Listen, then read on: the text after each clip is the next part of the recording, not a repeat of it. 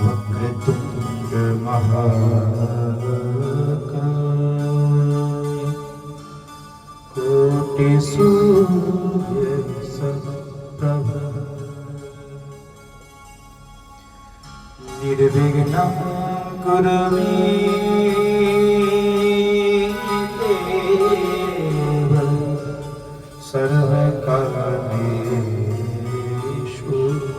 सर्वदा।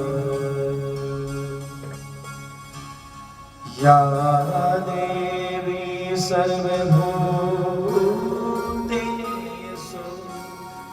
कृपारूपेण संस्थिता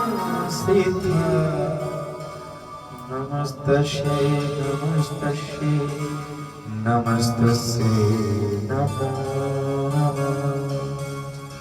अतुलित बलधामेन शैलावतेन धनुर्बल कृशानं ज्ञानिनामृतंद्रं सकल गुण निधानं वानिरातीशं रघुपति प्रिय भक्तं पार्थजातं नमामि। रघुपति प्रिय भक्तं पार्थजातं नमामि। बोलिए सद्गुरुदेव भगवान की।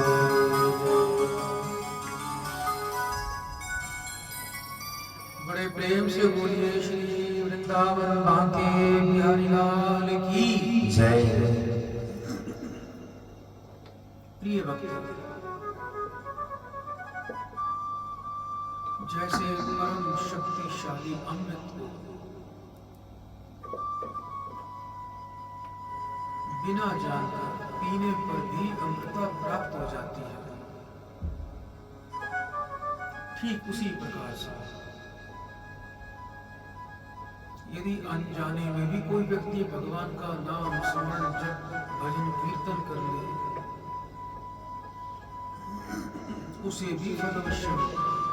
कोई रीति नहीं, कोई रिवाज नहीं, कोई नियम नहीं, अनजाने में निकला हुआ परमात्मा का नाम भी फलदायी है। इसी विषय में एक छोटी सी कथा की जानकारी देते हैं। पहले समय में एक जीव घातक था जो जीवों का वध करता था। वो निशाच था।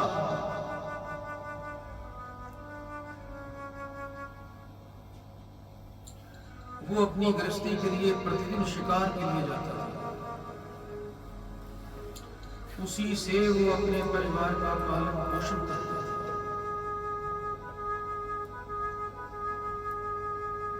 एक दिन प्रातः वो सुबह अपने घर से शिकार के लिए निकल पड़ा और भाग्यवश पूरा दिन खाक छानने के बाद भी उसे कोई भी शिकार नहीं मिला।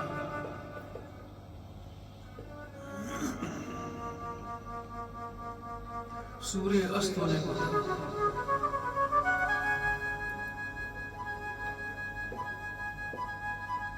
वो शिकारी बड़ा ही चिंतित था। घर में बच्चे भूखे बैठे हैं और अभी तक कुछ भी हाथ नहीं लगा।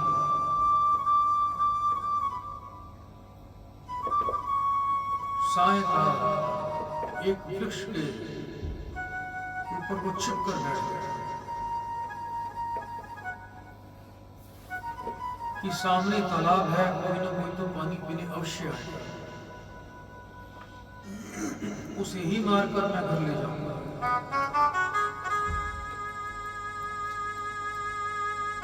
आम के पत्ते तोड़ तोड़ कर उसने जाल बनाया था, उस जाल में डालता गया।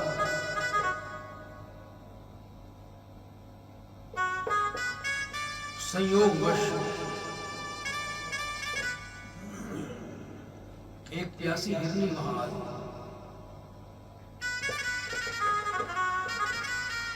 उसे देखते ही शिकारी ने अपना धनुष बाण संभाल लिया।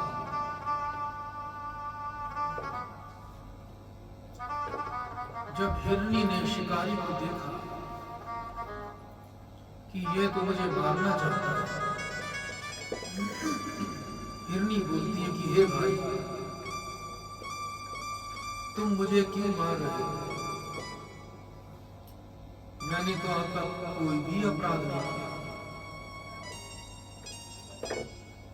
शिकारी बोला कि मैं बहुत ही गरीब हूं, शिकार से ही मेरा घर चलता है, मेरे बच्चों का पेट भरता है। तब उस हिरनी ने कहा कि मैं तो गर्भवती हूं, बालक को जन्म देकर मैं तुम्हारे पास अवश्य ही आ जाऊंगी।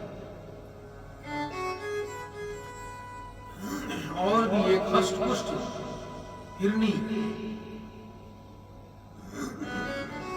उसको भी साथ लेकर आऊंगा, जिससे तुम्हारे परिवार की अच्छी प्रकार से तृप्ति हो जाएगी।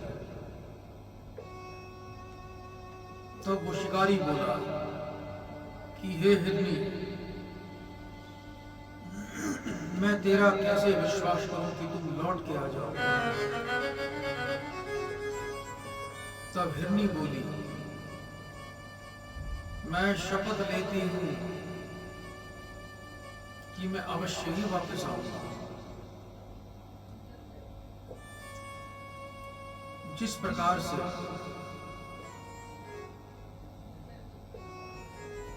तुझ यानी ब्राह्मण होकर वेद भ्रष्ट होता है,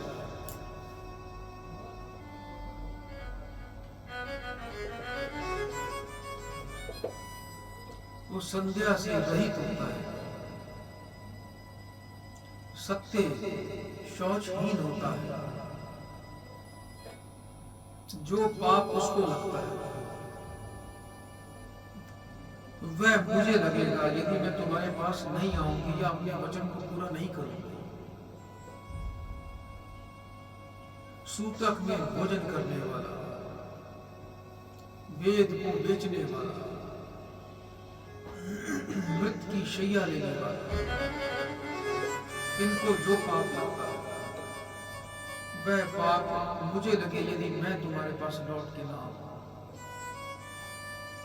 दीपक से दीपक जलाने वाला, अपने पिता का अपमान करने वाला, भ्राता स्वामी मित्र बालक, गौ ब्राह्मण नारी, इनको मारने वाले को जो पाप लगेगा वो मुझे लगेगा अगर मैं लौट कर ना आऊं। सदाचारहीन कन्या को योग्य वर देने वाला, पति निंदा करने वाली नारी को जो श्राप लगता है वह पाप मुझे लगे यदि मैं वापस लौट कर ना आऊं। शिकारी उस हिरनी पर विश्वास किया और उसे जाने दिया।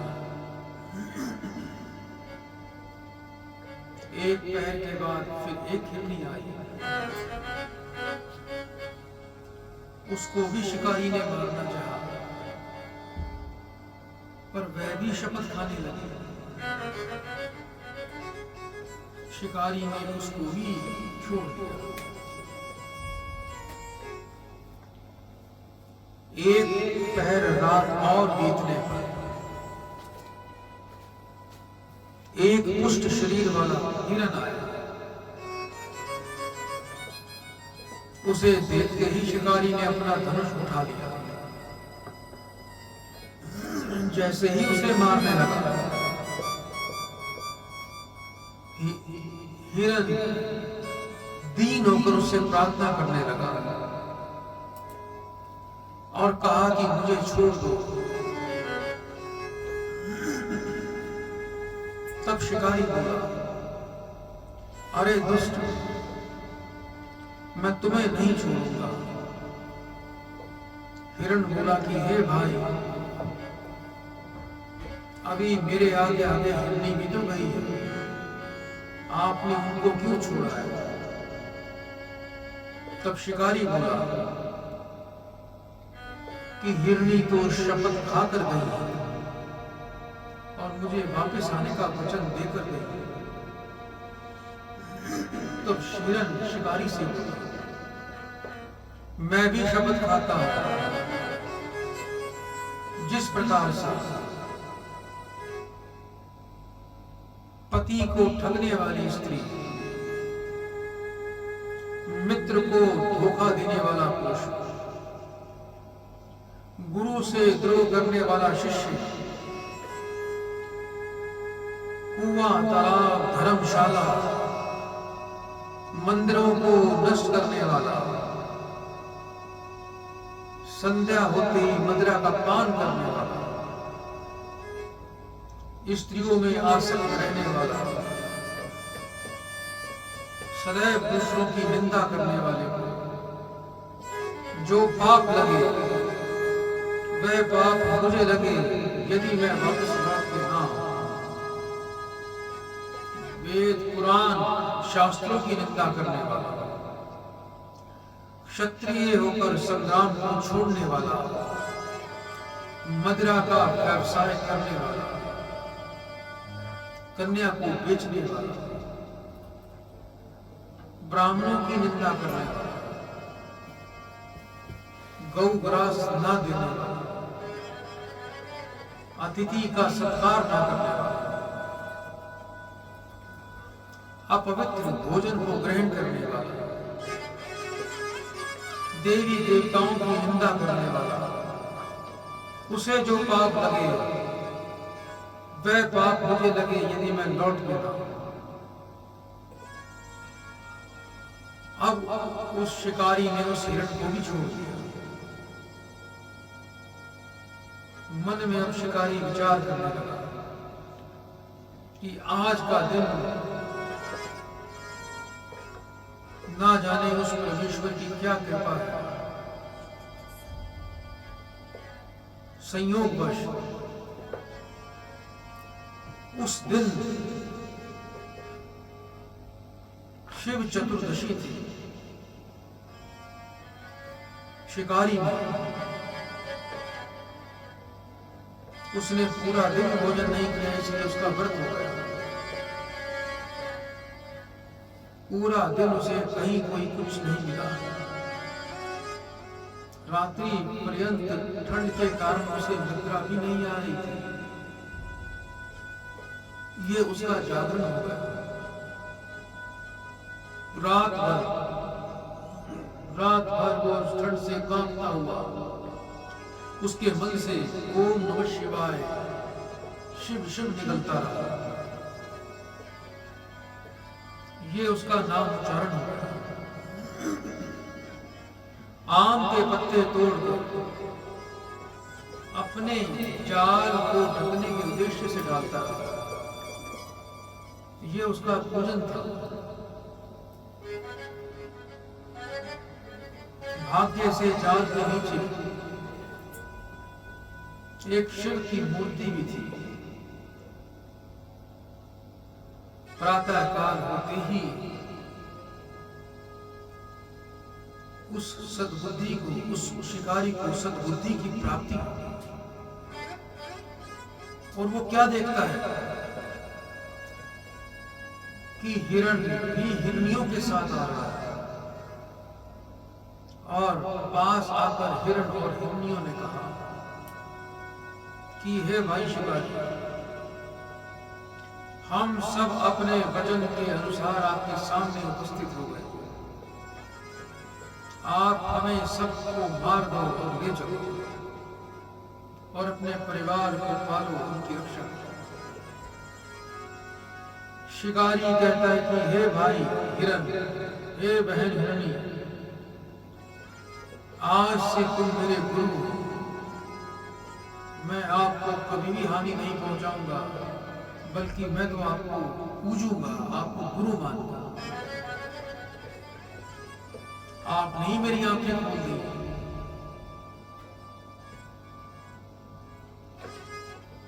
उस शिकारी की बिना जाने ही, अनजाने में ही उसका पूजन हुआ, नामोच्चारण हुआ। उसके करने से उसे सद्भाव की प्राप्ति हुई और हिरण की सत्यता को देखकर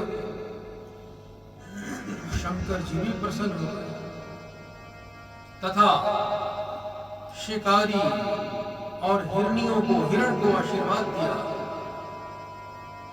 कि तुम्हें दिव्य धाम की प्राप्ति होगी। इसलिए हे प्रिय भक्तों, किसी भी प्रकार से आप परमात्मा को याद करो, फल तो उसका निश्चित ही मिलेगा।